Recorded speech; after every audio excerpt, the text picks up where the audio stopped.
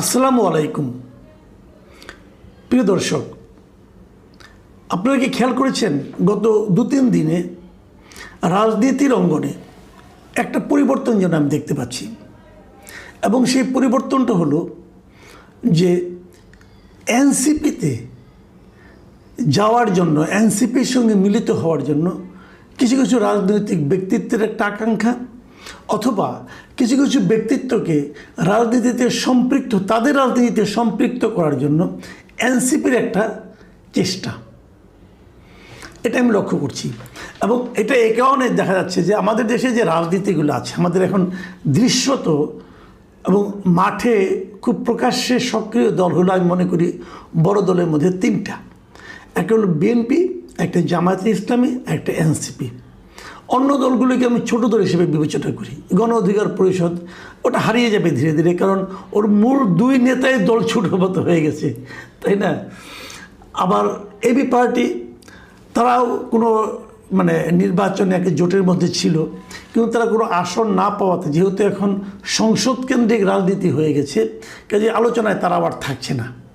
আওয়ামী লীগ বাংলাদেশের রাজনীতিতে প্রবলভাবে থাকলেও সরকারি নানা রকম পদক্ষেপের কারণে তারা এখন দৃশ্যত অনুপস্থিত, কিন্তু তারা আছে। তাদের রাজনীতি আলাপটা আমি পরে করছি, আমি আগে এই 3টা নিয়ে কথা বলি। এখন এই 3টার মধ্যে যদি কোনো রাজনৈতিক ব্যক্তিত্ব, যিনি মনে করেন বেশ পরিচিতি আছে এবং কোনো একটা সম্ভাবনা খুঁজছেন অথবা টিকে থাকতে চাইছেন, তারা কিন্তু একটা নতুন প্ল্যাটফর্ম খুঁজবেন, যে প্ল্যাটফর্মে গেলে তার ভবিষ্যৎ উজ্জ্বল হবে।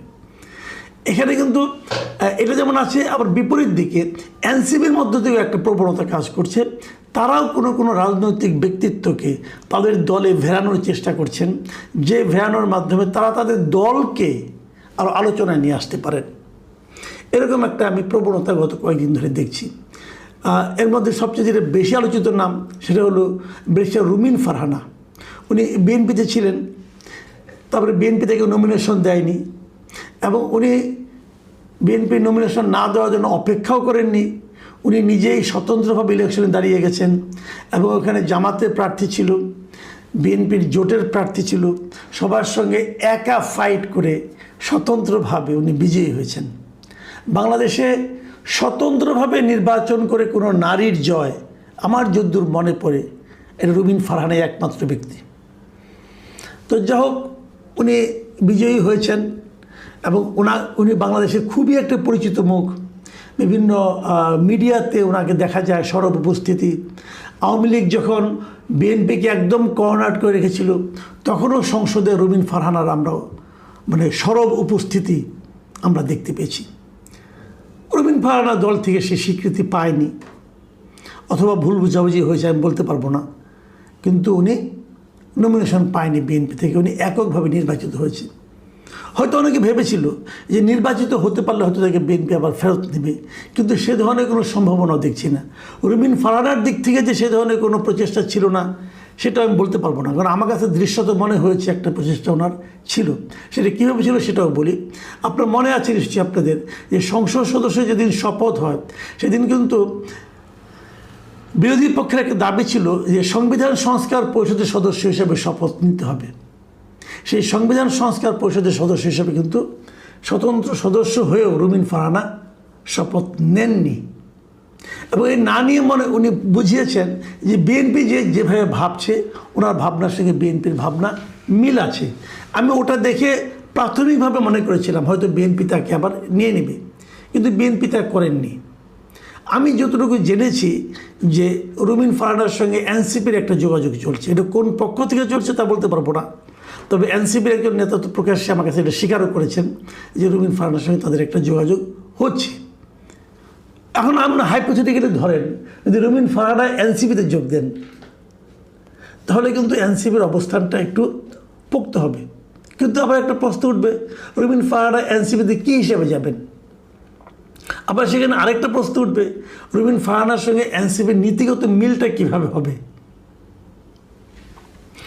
এই সমস্ত প্রশ্ন নিয়ে আলোচনা চলতে থাকবে, এবং এই আলোচনায় তেমন একটা জোরালো হওয়ার আগেই আমরা আরেকটা দেখতে পেলাম, সেটা হলো চট্টগ্রামের সাবেক মেয়র মঞ্জুর আলম, তার সঙ্গে দেখা করতে গিয়েছিলেন হাসনাত আবদুল্লাহ, এনসিপির বড় নেতা।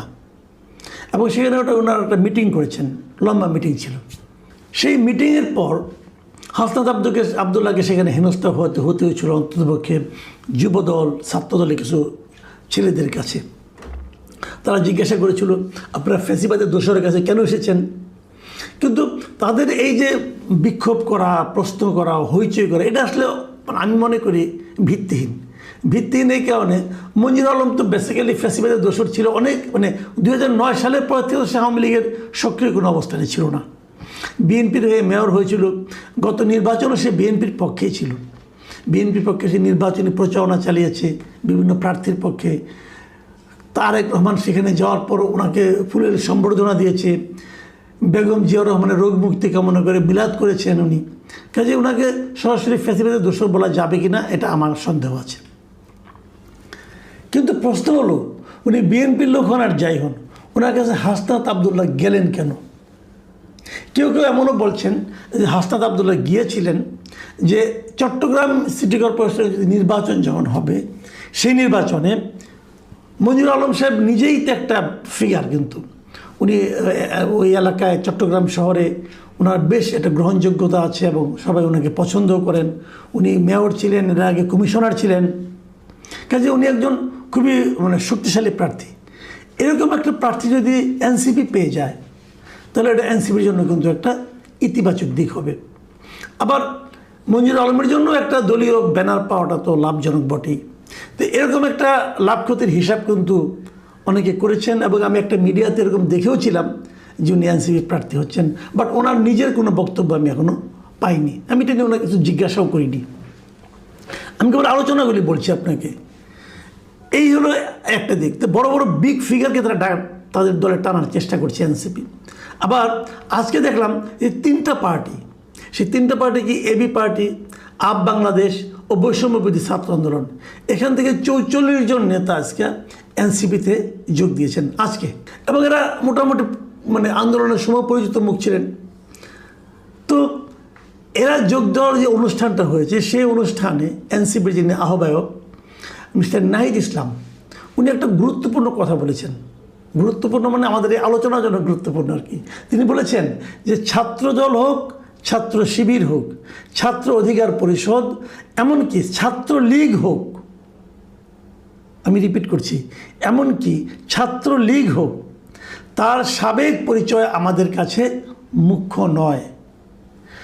তারা যদি কোনো ফ্যাসিবাদের অংশগ্রহণকারী না হয়, গণহত্যায় অংশগ্রহণকারী না হয়, গণহত্যাকে সমর্থন না করে থাকে, চাঁদাবাজ দুর্নীতির অভিযোগে অভিযুক্ত না হয়, সন্ত্রাসী না হয়, তাহলে ওনারা তাদেরকে তাদের দলে নিয়ে নেবেন। এই ছিল মূল বক্তব্যটা। এখানে কিন্তু খুব ইন্টারেস্টিং একটা পয়েন্ট হলো, ছাত্রলীগ হলেও তাদের কোনো আপত্তি নেই।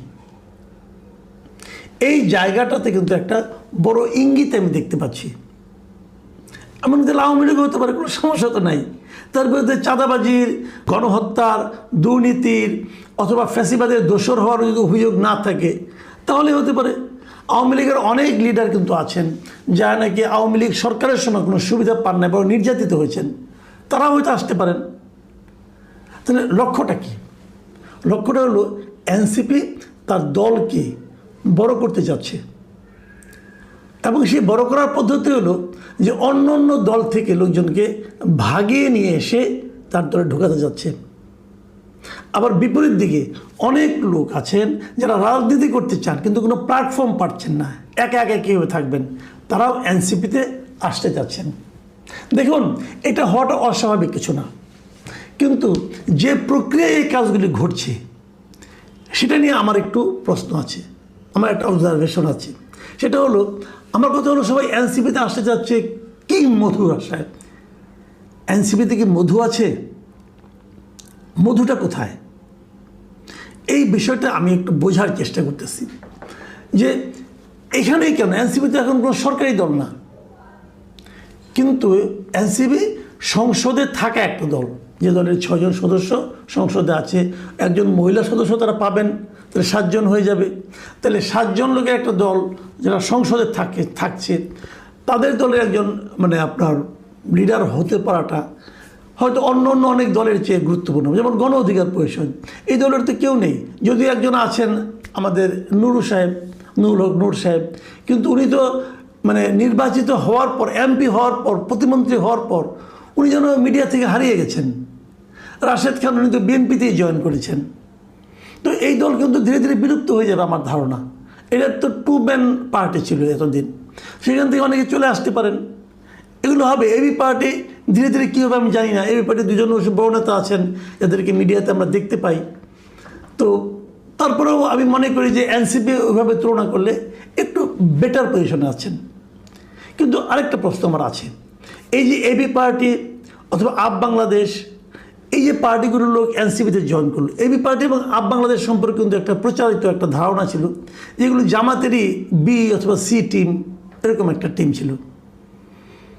এবং এনসিপি যখন জামাতের সঙ্গে মিলে ইলেকশন করলো তখন সবাই এটাও বলল যে আসলে মূল বি টিম হচ্ছে এনসিপি। তো এরা যদি সি ডি, এরা যদি এসে বি এর সঙ্গে মিলিত হয়, এতে কিন্তু অবাক হওয়ার কিছু নাই। হয়তো জামাত সিদ্ধান্ত নিয়েছে এত উইং আর রাখবো না, মূল উইং একটাই থাকবে। এখন আপনি তো বলবেন যে এনসিপিকে জামাতের এ টিম বি টিম বলাটাকে ঠিক হচ্ছে কিনা, হয়তো ঠিক হচ্ছে না। কিন্তু একটা কথা বলেন, একটা জোটের মাধ্যমে নির্বাচন করেছে জামাত এবং এনসিপি, তো মূল দল তো জামাত। তো এখন বিরোধী দলের হুইপ হচ্ছে কে? এনসিপির যিনি প্রধান নাহিদ ইসলাম তিনি। এটা আমার কাছে একটু অস্বাভাবিক লেগেছে। জামাত তো তার দল থেকে কাউকে হুইপ বানাবে, কারণ যখন এনসিপির থেকে একজন হুইপ হয়ে যাচ্ছে, চিফ বিরোধী দলীয় হুইপ হচ্ছেন, বিরোধী দলীয় চিফ হুইপ হচ্ছেন নাহিদ ইসলাম, তাহলে কি হচ্ছে যে সংসদে যে সিদ্ধান্তগুলো জামাত নেবে এনসিপিও তার সঙ্গেই থাকবে, কারণ পুরো বিরোধী দলের চিফ হুইপ তো নাহিদ ইসলাম। কাজেই ওখানে জামাত এবং এনসিপির কিন্তু মতবিরোধের কোনো সুযোগ থাকছে না। কিন্তু তাহলে এনসিপি যে একটা আলাদা রাজনৈতিক দল, সেই বৈশিষ্ট্য কিন্তু আর থাকছে না। এই যে আলাদা রাজনৈতিক দলের বৈশিষ্ট্যটা হারিয়ে ফেলা, এটা আমি মনে করি একটা রাজনৈতিক দলের জন্য এর চেয়ে মানে বড় দুঃখের আর কিছু হতে পারে না। তো এভাবে মানে জামাতে ইসলামের একটা অঙ্গ দল হিসাবে অথবা বি পার্টি হিসাবে জামাত ইসলামের বি টিম হিসাবে থাকতে পারাটা একটা দলের জন্য কতটুকু সম্মানজনক আমি জানি না। কিন্তু তারপরও এই যে এত বিশ্লেষণ করলাম, এখানে অনেক নেতিবাচক কথা বললাম, তারপরও আমি কিন্তু মনে করি এদেশের অনেক মানুষ প্রধান দুই রাজনৈতিক দলের বিপরীতে একটা তৃতীয় পার্টি খুঁজতেছে। এবং আগামী নির্বাচন পর্যন্ত আওয়ামী লীগের কী হবে আমি জানি না। আমি ধারণা করি এই যে হয়তো আগামী নির্বাচনের আগে আওয়ামী লীগ তার রাজনৈতিক অধিকার ফেরত পাবে। যদি তেমনটি হয় তাহলে কিন্তু এবি টিম আবার সে বিএনপি আর আওয়ামী লীগে হয়ে যাবে, জামাত তখন 3 নম্বর দল হবে। কিন্তু জামাত দলটার একটা সমস্যা হলো ওটা তো হুটহাট জয়েন করা যায় না, ওখানে একটা ধারাবাহিকতা, ওটা একটা ক্যাডার পার্টির মতো নিচে থেকে ধীরে ধীরে ধীরে ধীরে উঠতে হয়। সেটা একটু জটিল, চট করে বড় হওয়াটা একটু জটিল। এবার জামাত যে ভোটটা পেয়েছে সেটা দেখি বিভ্রান্ত হওয়ার কোনো সুযোগ নেই। যদি আওয়ামী লীগ ফিল্ডে চলে আসে তাহলে জামাতের এই ভোট থাকবে বলে আমি মনে করি না। সেক্ষেত্রে আমি মনে করি যে যারা নাকি এরকম নেতৃত্বের দিকে দ্রুত যেতে চান তাদের জন্য এনসিপি একটা ভালো অপশন সম্ভবত। কিন্তু সেক্ষেত্রে এনসিপির জন্য যেটা করণীয় সেটা হলো কারো বি টিম হয়ে যদি আপনারা থাকেন, আপনারা যদি নিজস্ব স্বকীয়তায় উজ্জ্বল হতে না পারেন, নিজস্ব একটা রাজনীতি যদি জনগণের সামনে আপনারা উপস্থাপন করতে না পারেন তাহলে কিন্তু হবে না। এখন নিজস্ব রাজনীতি আপনি কীভাবে উপস্থাপন করবেন? আপনারা বলছেন যারা চাঁদাবাজি করেছে, যারা দুর্নীতি করেছে তারা যেন তাদের দলে না আসে। তো সেরকম ঘটনা তো আপনার দলের মধ্যেও আছে, আপনি দলের অনেক শীর্ষ নেতার বিরুদ্ধে অভিযোগগুলি আছে। সেই অভিযোগগুলো আপনি কীভাবে দূর করবেন? আমি চাই ব্যক্তিগতভাবে যে এনসিপি একটা নতুন দল হিসাবে, এমার্জিং পলিটিক্যাল পার্টি হিসেবে এগিয়ে আসুক। এবং সেটা করার ক্ষেত্রে আমি যে আলোচনাগুলি করলাম এগুলি আমি বিভিন্ন সম্ভাবনা এবং সমস্যা, প্রতিবন্ধকতা এগুলো তুলে ধরলাম। এগুলিকে মাথায় রেখে যদি এনসিপির নেতৃত্ব অগ্রসর হয় আমি মনে করি সামনে হয়তো আমরা একটা বিকল্প রাজনৈতিক দল পেতে পারবো। প্রিয় দর্শক, এখন এ পর্যন্তই। আল্লাহ হাফিজ।